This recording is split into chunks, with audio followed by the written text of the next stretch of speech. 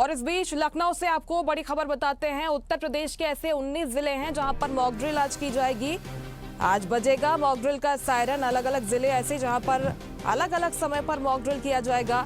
नरोरा बुलंदशहर में शाम 4 बजे मॉक ड्रिल होगी। आगरा में रात 8 बजे तो प्रयागराज में शाम 6:30 बजे मॉक ड्रिल की जाएगी। झांसी की बात करें, शाम 4 बजे का समय तय किया गया है। तो लखनऊ में शाम 7 बजे मॉक ड्रिल की जाएगी। मेरठ में 4 बजे, सहारनपुर में 4 बजे, मथुरा में शाम 7 बजे, चंदौली में 7 बजे, सरसावा में 4 बजे, बरेली का समय 8 बजे तय किया गया है। तो गोरखपुर में 6:30 बजे मॉक ड्रिल होगी।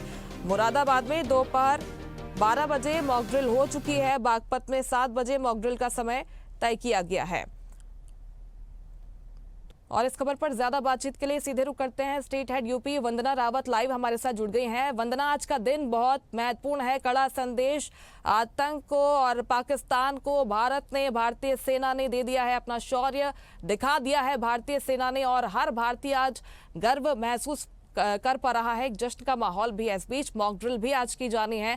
वाराणसी से इसकी शुरुआत हो गई है। फिलहाल क्या हलचल है मॉक ड्रिल को लेकर पूरे यूपी में, बताइएगा वंदना।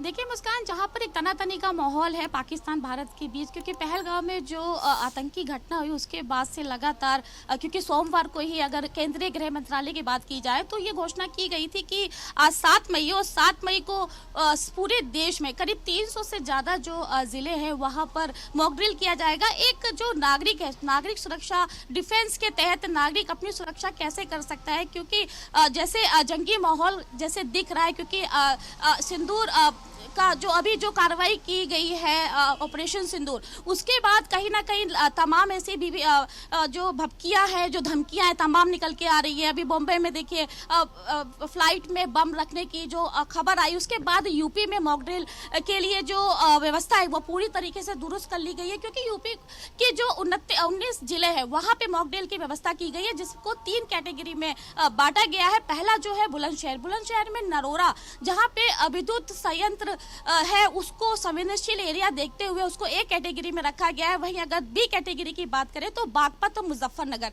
ये दोनों जो जिले हैं ये संवेदनशील जिले हैं, इसको B कैटेगरी में रखा गया। बाकी के जो 16 जिले हैं, 16 जिलों को C कैटेगरी में रखा गया, जिसमें हम लखनऊ की अगर बात करें तो लखनऊ क्योंकि राजधानी है, तमाम हाईटेक सिटी है, इसको अगर 7 बजे यहाँ पे जो है पूरा सायरन बजाया जाएगा। पूरे उत्तर प्रदेश की अगर हम बात करें या लखनऊ की बात करें तो 7 बजे से ये मॉक ड्रिल जो है शुरू होगा। और बनारस में भी इसका समय निर्धारित किया गया है करीब शाम को 7 बजे, और कानपुर में क्योंकि सुबह का समय रखा गया था। वहीं अयोध्या, क्योंकि संवेदनशील अयोध्या भी है, वहां की व्यवस्था और वहां की सुरक्षा को देखते हुए करीब 7 बजे वहां पे भी समय रखा गया है। 7 बजे के आसपास एक सायरन बजेगा और शुरू होगा डिफेंस का सुरक्षा का कार्यक्रम। क्योंकि अगर हम आतंकी हमले की बात करें, क्योंकि जो भी आतंकी हमले, क्योंकि ये एयर के माध्यम से जो हमले होते हैं, उसको अगर हम नागरिक सुरक्षा की दृष्टिकोण से देखें तो सायरन बजाया जाता है, जिससे कि जो आम नागरिक है वो अपने डिफेंस के तौर पर एकदम तैयार हो जाए। तो ये पूरी व्यवस्था को देखते हुए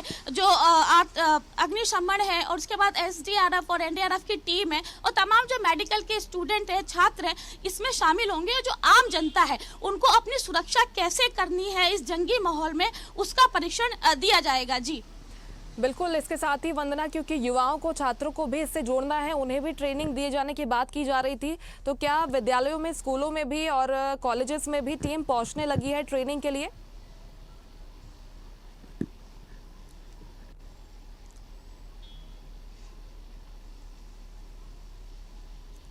जी बिल्कुल मुस्कान, देखिए जो समय निर्धारण किया गया है, क्योंकि 19 जिलों में ये मॉक ड्रिल होना है।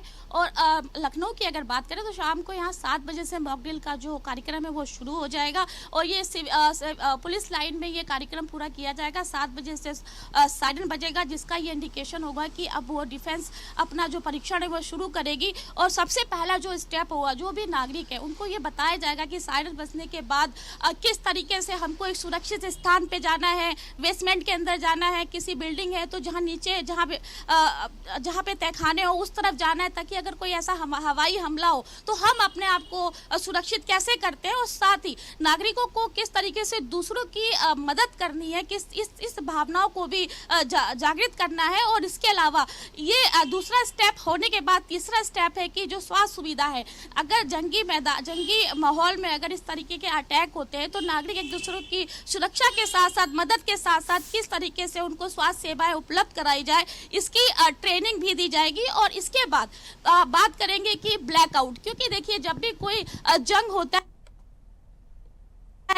होती है या फिर एयर स्ट्राइक की जाती है, कोई एयर हमला होता है, तो सबसे पहले ये देखा जाता है कि कहाँ पे बहुत ज़्यादा लाइट है, कहाँ आबादी है। क्योंकि रात के अगर हम फ्लाइट में जब सफ़र करते हैं ऊपर से देखते हैं तो तमाम एकदम जगमगाती पूरा शहर, टिमटिमाती बिल्डिंग है, तो उसका जो फायदा है वो आतंकियों को मिलता है, जो दुश्मन है उनको मिलता है। तो इसके लिए भी ये जागरूक करना है कि एक ब्लैकआउट की स्थिति रखी जाएगी, जिसके बाद तमाम चीजों का ध्यान रखा गया है वंदना, और यही प्रयास रहेगा कि नागरिकों को जागरूक किया जा सके, उन्हें तैयार किया जा सके किसी भी स्थिति से निपटने के लिए। बहुत बहुत शुक्रिया आपका तमाम जानकारी के लिए, हमसे जुड़ने के लिए वंदना।